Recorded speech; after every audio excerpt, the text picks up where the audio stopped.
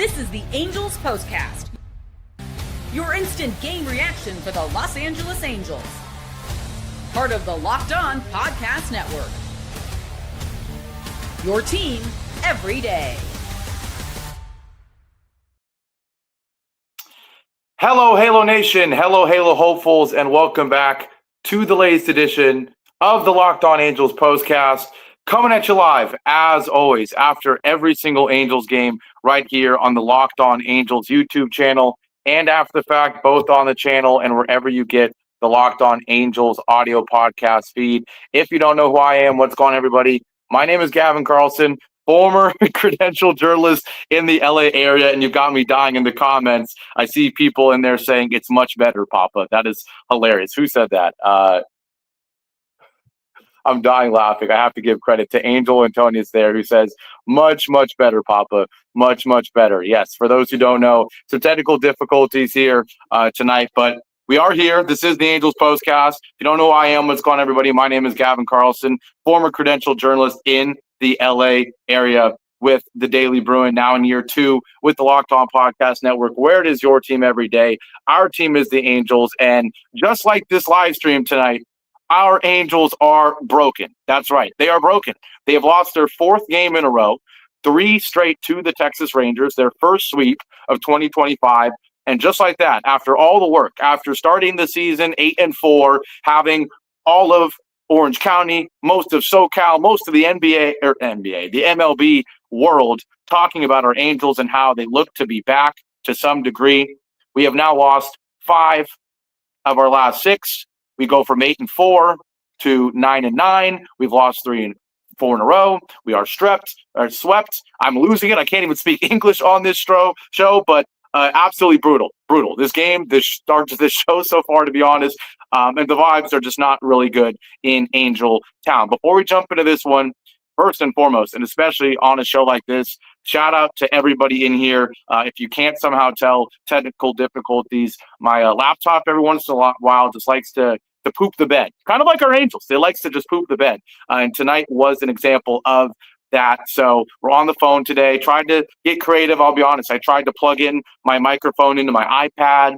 That clearly didn't work, as you all told me on the first stream. So we are back. We're using my phone. For whatever reason, the phone works better than the iPad. I don't get it. But long story short, the Angels lose this one 5-3. Shout out to everybody in here who they're loyal to this cruddy team and they're loyal to me. You guys are the GOATs, the usuals. Antonius, TFL, I'm Jedi. I saw Jeff in here. I saw just everybody. And I can't even see the comments as well as I normally can. Landon's in here. Johnson's in here. Press Too Cold is in here. Nathan is always in here. Newbie's always in here. So Mahoko, of course. Shout out to everybody in here. Appreciate all of you. And with all that being said, we have to jump right into this one. Frustrating game for so many reasons. Turning point, player of the game. I need to create a new thing, which is the opposite of the player of the game. It's when somebody, for the Angels in particular, is the worst player of the night, because another night where a lot of candidates for that. It's unfortunate to say we were ripping on Ron Washington for having Travis d'Arnaud hitting in the 5-hole the last couple of games. Well, guess what? Logan O'Hoppe is back, and he took d'Arnaud's powers. He goes 0-for-4 with 2 strikeouts, as again, the Angels strike out 11 times, and again, 0 walks. The only thing they didn't have in this game that they've had in games in the past is they didn't have a handful of errors, right? Yesterday and the day before, more errors than runs. Today, the Angels do score 3 runs. They do have 0 errors, but still 0 walks, 11 strikeouts. Ironically, it wasn't via the home run ball for the Angels, but it was 2 runs in the bottom of the top of the 5th. And outside of that, the first inning was the only time the Angels had any sort of life. And it's becoming way too much of a trend for this team this year. We know how much it's been a trend in the past. Pitchers love to have career nights against our Halos, and tonight was no different. Kumar Rocker, a guy who has not won a game as a starting pitcher, coming into this game with an ERA over 7. And he was pretty darn good tonight. It's hilarious. Ron Washington refuses to let guys pitch, go over 80 pitches and go into the 7th inning or anything like that. Well, Kumar Rocker, he was at 70 pitches going into the 7th inning. So even in Ron Washington's management, he would have let him pitch quite deep into this game. He ends up going 7 innings. He gives up 5 hits, 3 earned runs. Obviously, he doesn't shut out the Angels or anything, but just 3 runs on a guy who's been struggling all season and in his career. He strikes out 8. He was mowing through the lineup. There was a time where he retired, I believe, 10 in a row or maybe 10 out of 11. 1, 2, 3 strikes, 1, 2, 3 innings, just little to no life in this one. And yes, the Angels did score a run in the top of the first inning, via Taylor Ward getting a leadoff double. I know there's plenty of debates about him in the leadoff spot. We're not going to do that tonight. But yes, Taylor Ward gets a leadoff double, his 3rd of the year. He's advancing to 3rd via Luis Rengifo sac fly. And unfortunately, I think I saw someone in the comments say it. It really is time to start talking about this Trout and the clutch thing, because he had another abysmal performance. I brought up O'Hoppe's 0 for 4 with 2 strikeouts. Trout 0 for 4 with 2 strikeouts in the 3-hole. And as much as I hate to say it, I don't think you can name another team in baseball right now that their 3-hitter is hitting 179. I'm sorry. As much as I hate to say it, with Mike Trout, the legend that he is. How many other teams in baseball have anybody in their top 3, let alone their 3-hole hitter, hitting 179, right? And we know he had 6 home runs. We know he had a stretch where he hit a home run in 3 consecutive games. But too many times he is coming up with guys on base and not coming through. Top of the first being a great example. Taylor Ward on 3rd, 1 out. All you got to do is hit a sac fly or a weak ground ball. And what does Trout do? He strikes out on 4 pitches in an ugly at bat. Let's be honest. Right? You foul off a sinker down the middle, you take a ball, and then you go swing and a miss on a slider outside, swing and a miss on the exact same slider outside. I hate to admit it, and that's why he's the thumbnail, but Mike Trout is hurting this team as much as anybody. He is. And it sucks to say, but he is. Because as much as we rip on d'Arnaud for doing it, I mean, he had at least a game where he had a hit, right? As much as we rip on Newman, he's doing it in the 9-hole when he's not supposed to be a starter, and we know Zach Neto's coming back. As much as we want to rip on, plenty of guys on his team for having stretches where they've struggled, Mike Trout is hitting 3rd, and he's coming up. He's hitting 3rd for a reason. We have him hit him 3rd because we want there to be guys on base for him. But every time he comes up with someone on base outside of that 1-2 RBI single earlier in this road trip, he hasn't come through. He's hit a couple solo home runs, but he's coming through at a below average rate, let alone an above average rate, which is what you're expecting from your 3-hole hitter. Now, I'm not entertaining people talking about trades. I see here, let's see here. Ignore what I just accidentally commented, but Nathan is saying the Phillies would take him, trade Trout. Please don't start pushing those narratives. He's saying, I love him, but I love winning more. It's not a matter of this guy can't win, okay? And I know he has never been to the playoffs, and I know it's convenient to say the two go hand in hand. We know how dysfunctional this franchise has been. So let's stop worrying about that aspect of it in terms of the postseason appearances, lack thereof, and all of that. I'm just talking about in the immediate. He's been getting it done via the extra base hit at times, but he's going through a slump, and it's starting to hurt when he's not even coming through in the sac fly or weak ground out RBI moments, right? So fortunately, in the top of the first, Jorge Soler does bail Trout out, and that's why it's huge to have a guy like Jorge Soler hitting behind him for 2 reasons. 1, it forces pitchers to actually pitch to Trout, and 2, Jorge Soler has come up and saved Trout, and he does it here. He takes a 1-1 sinker right down the middle and rips it 106.7 exit velo to put the Angels up 1-0. But you have to wonder, could it have been a bigger inning if Trout came through? Or at the very least, that inning aside, Trout doesn't give you anything the rest of the game. So I hate to make this game about him, but between O'Hoppe and him, 2 guys that we really need to come through, right? We really need them to come through. Let's not act like J.D. Davis playing at 3rd base and hitting 7th is going to do anything, right? Let's not act like Tim Anderson or Newman hitting 9th is going to do anything, even though Tim Anderson, ironically, scores one of the runs tonight and goes 1 for 3. Karen Paris is unfortunately falling off a cliff a little bit, another 0 for 3 with 2 strikeouts, concerning for him.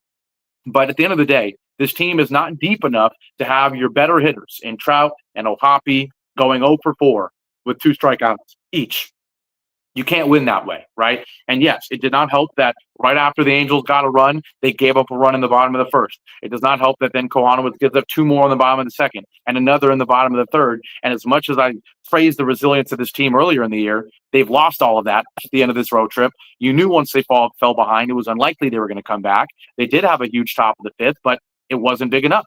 And at the end of the day, this team, this Angels team, they are burnt. They are fried out. Their road trip is complete finally. 9 games on the road, 6 in a row against AL West teams in the Astros and the Rangers. Obviously, they did not come through. We needed them to go 5-4 on this road trip to feel really good. At the very least, maybe go 4-5 or something. But unfortunately, our Halos in these 6 combined games against the Astros and Rangers, they go 1-5.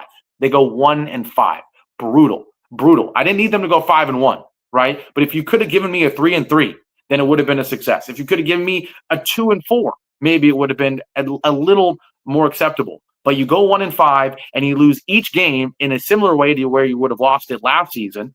Lack of attention to detail on the in the field. Pitchers not coming through in clutch moments. Hitters not doing anything. Striking out a ton. I mean, I think one of the stats was the Angels have struck out like 39 times since their last home run, which we all know, as much as we hate to admit it, was carrying this offense earlier in the year. And so when you take out the 4, the 4 home runs in the game and you have 2 home runs in the game, maybe you can steal a win here or there. But when you take out all the home runs and you're not getting on base via the walk and you only finish the game with 5 hits and your biggest hitters are not coming through in the biggest moments, you're not going to win baseball games, right? And so this game is frustrating. This series is frustrating for so many reasons. When I come back, I'm going to explain why this one is tough to fully dissect as a fan, but also as someone who's supposed to be, providing insight and analysis and not getting emotional. A game like this and a series like this and a stretch like this and a start to the season like this is tough. It really is. It's conflicting. And I'll tell you why after my break here. Shout out to everybody sticking with me through the tech details, tech issues on the Locked On Angels Postcast.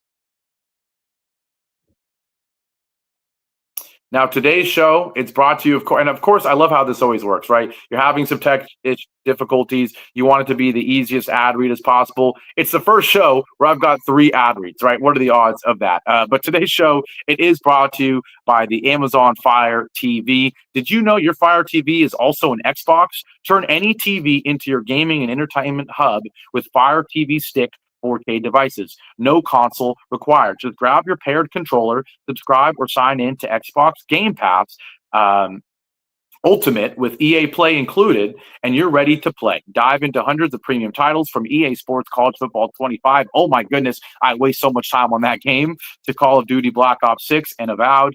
As easily as you stream your favorite shows, it's gaming made simple, and it's all on your Fire TV. Now, it has all the latest technology for elevated playing with Wi-Fi 6E and auto low latency mode, advanced technology.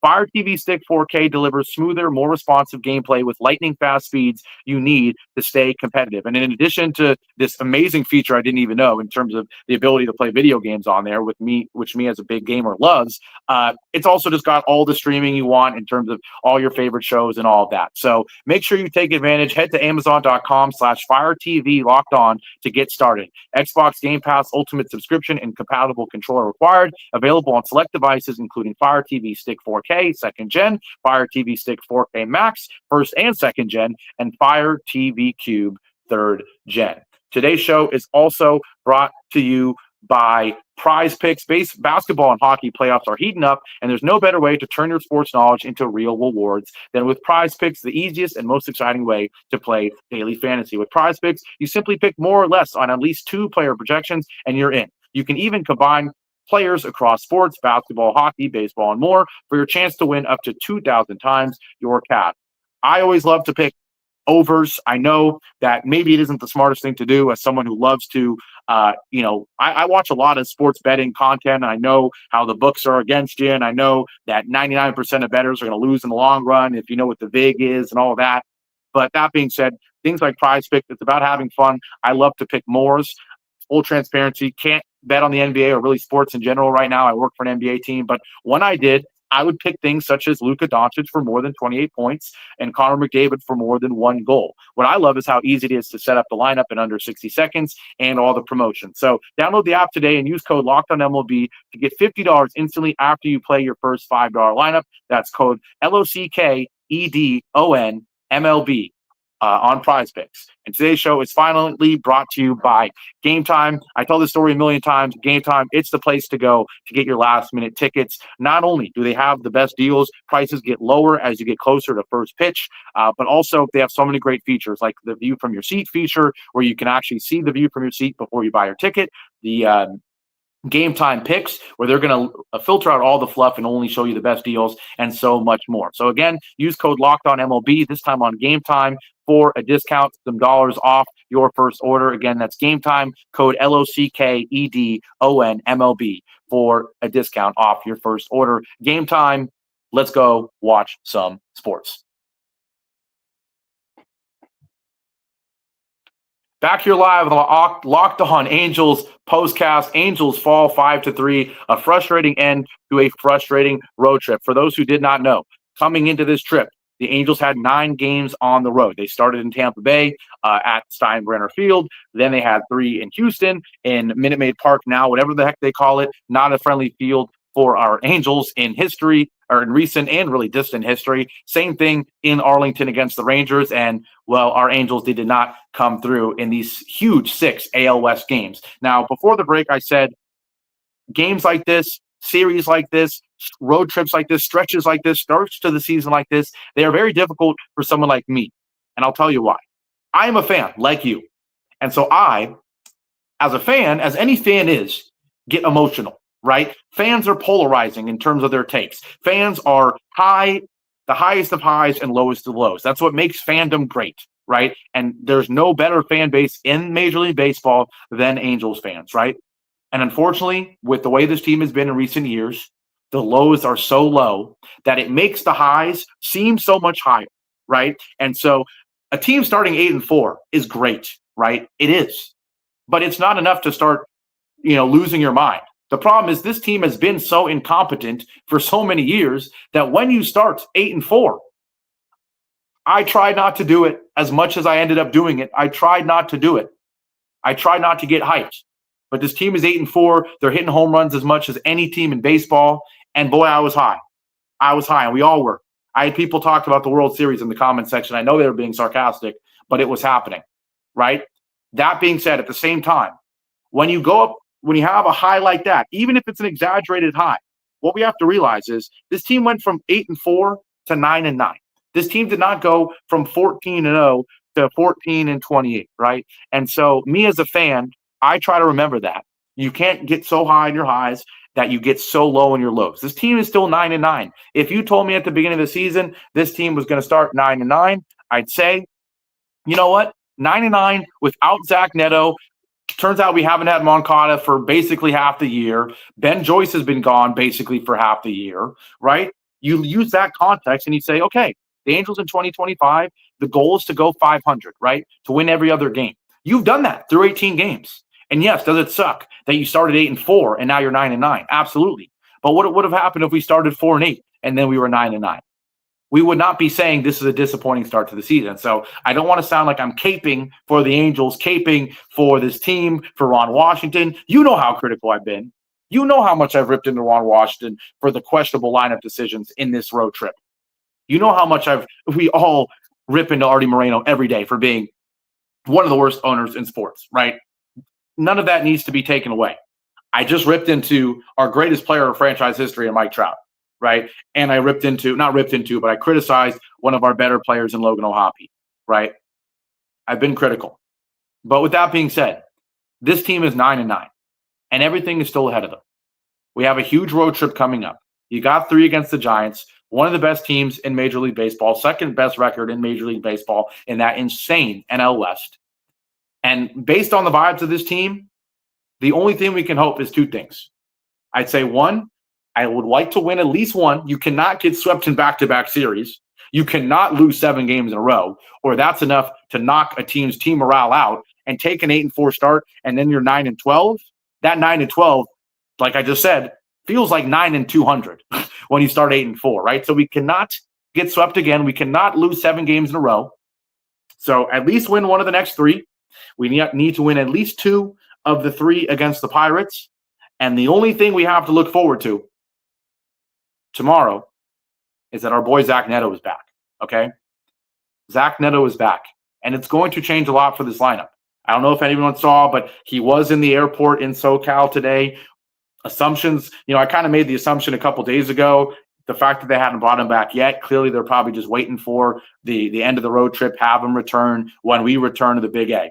Well, boy, do we need him. And maybe we needed him these last couple of games, but boy, do we need him. And it's a huge opportunity for him to walk in and immediately one of our 2 or 3 best hitters from yesterday replaces our 9 hitter every single night to start the season. Think about it. Shortstop has hit 9th every single game. And now shortstop becomes one of our 2 to 3 best hitters while being an addition on the field as well. Huge change. Huge change. I'll ask you before we end this one, what are your predictions in terms of the lineup when Neto is back? Obviously, I expect, based on the way Ron Washington runs things, I'm expecting Neto to hit in the bottom third of the lineup for a couple games, knowing him, a couple series because of how slow Ron Washington handles things. But I would hope that Neto, after a couple games, if he's showing he's healthy, if he's showing he's adjusted to major league pitching, Neto might need to be the 3 hitter. Trout might need to go to 4th. Soler might need to go to 5th. Or maybe, dare I say, Mike Trout hits 5th or something. He's hitting 179, guys. 179. So why can't you go Ward, Rengifo, Neto, Soler, Trout, Ohapi, Shanuel, Paris, or Adele, something like that, right? I wouldn't be opposed to that. Let me know what you guys think of that in terms of maybe sliding Trout down. He's hitting like a cleanup hitter. I mean, he's hitting like an 8 hitter right now, but you could say put him to 4th, Soler to 5th, Ohapi to 6th, and have Neto at 3rd. I don't know. You tell me what you guys think in the comment section. People are TFL saying I called 5 or later. Drew is saying Trout doesn't have the clutch gene. Jake says Trout is too prideful. That's why. TFL saying we're getting swept 3 times in a row. Jesus. Jake making me laugh. He says, I've been hanging out with Wash. So, yeah, he's definitely on crack. That's hilarious. But seriously, you guys let me know in the comment section. What does the lineup need to look like once Zach Neto comes back? Is it Neto at the 3, Trout moving down to the 5, Soler staying at 4th? Do we move Trout down, just kind of push everyone down? Do we completely change up this top 4, top 5, which ironically, before this road trip was working pretty darn well? Maybe it needs to be completely changed up. I mean, Taylor Ward seems to give you 1 hit a night, which isn't good enough for the leadoff spot, unfortunately. And Rengifo's not tearing the cover off the ball himself either. Does have a big hit in this one. But at the end of the day, I know I went big picture with this show, didn't even really break down the game that much. The moral of the story is Kumar Rocker is not a great starting pitcher, and he mowed through the lineup, 11 strikeouts, 0 walks. You have 2 innings where you even show any sort of life, and even then you left some runners on base. So, yeah, it's frustrating. The team has lost 4 games in a row. It's frustrating that the Tech absolutely blew it for me tonight. I really appreciate all the patience from everybody in here to stick with me even through the Tech issues. Just know I will be back tomorrow with the proper stream on my laptop with the good mic, with the good headphones, with the good background, where you're not just barely seeing the Angels pennant. You're seeing the whole thing. You have the sign on in the back. It'll all be back tomorrow, I promise you. But I really appreciate you guys for sticking with me. Seems like there's some doubt in the chat in terms of what's going to happen in this next 3. People saying that a sweep might be happening. Maybe Ant says we need Gavin hitting in the 3 hole.